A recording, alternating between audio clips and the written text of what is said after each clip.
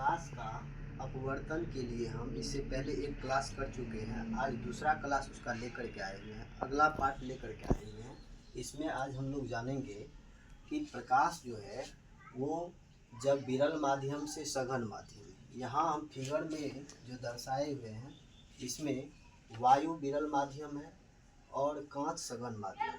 और जब प्रकाश की किरणें वो क्या चीज़ से विरल माध्यम से सघन माध्यम में जाती है तो वो अभिलंब यहाँ ये जो है अभिलंब है, और ये प्रकाश की किरण जब विरल सघन माध्यम में जाती है तो ये अभिलंब की ओर मुड़ जाती है। यानी प्रकाश की ये घटना जो है, प्रकाश की किरण जब विरल माध्यम से सघन माध्यम में प्रवेश करता है तो वो अभिलंब की ओर मुड़ जाती है। इस बात को पहला बात को ध्यान में रखेंगे।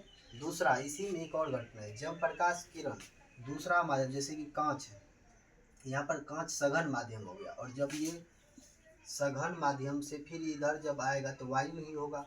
तो जब कांच सघन माध्यम है, इधर वायु विरल माध्यम है, तो जब प्रकाश की किरणें ये सघन माध्यम से विरल माध्यम में जाती है तो वो अभिलंब जो होता है उससे दूर भागता है।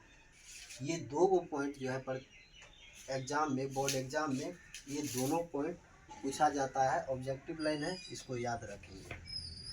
आगे हम जानेंगे पार्श्विक विस्थापन, जो कि परीक्षा में कई बार इससे प्रश्न आता है कि पार्श्विक विस्थापन क्या है।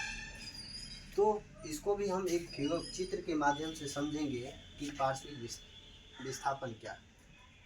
तो आपतित किरण, ये आपतित किरण है और निर्गत किरण है। आपतित किरण और निर्गत किरण जो है ये दोनों एक दूसरे का समांतर रहता है, और आपतित किरण और निर्गत किरण जो है वो उसकी जो ये बीच में लंबवत दूरी है, आपतित किरण और निर्गत किरण, आपतित किरण निर्गत किरण के बीच के ये जो लंबवत दूरी है इसी को कहा जाता है पार्श्विक विस्थापन, जो चित्र में हम देख सकते हैं HL एक पार्श्विक विस्थापन।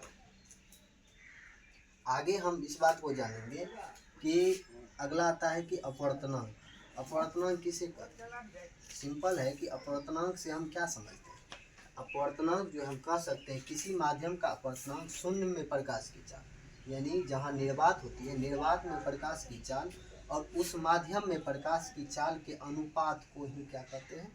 अपवर्तनांक कहते हैं। यानी हम कह सकते हैं शून्य में प्रकाश की चाल और उस माध्यम में प्रकाश की चाल के अनुपात को, अनुपात का मतलब होता है बटे में, उसके अनुपात को, यानी शून्य में प्रकाश की चाल उस माध्यम में प्रकाश की चाल के अनुपात को ही हम क्या कहते हैं? तो किसी माध्यम का अपवर्तनांक कहते हैं।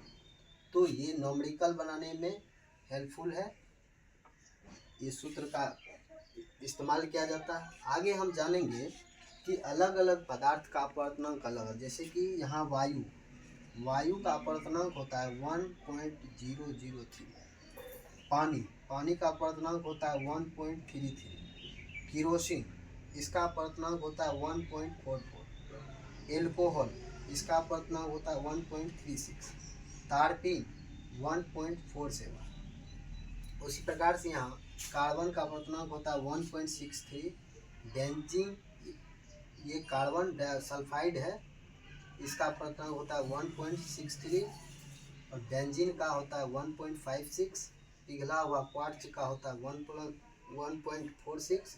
इसी प्रकार से ठोस का भी है, यहाँ ठोस जो भी ठोस पदार्थ है उसका अपवर्तनांक, जैसे कि वर्फ का होता है अपवर्तनांक 1.31, क्राउन कांच का होता है 1.48 से 1.66।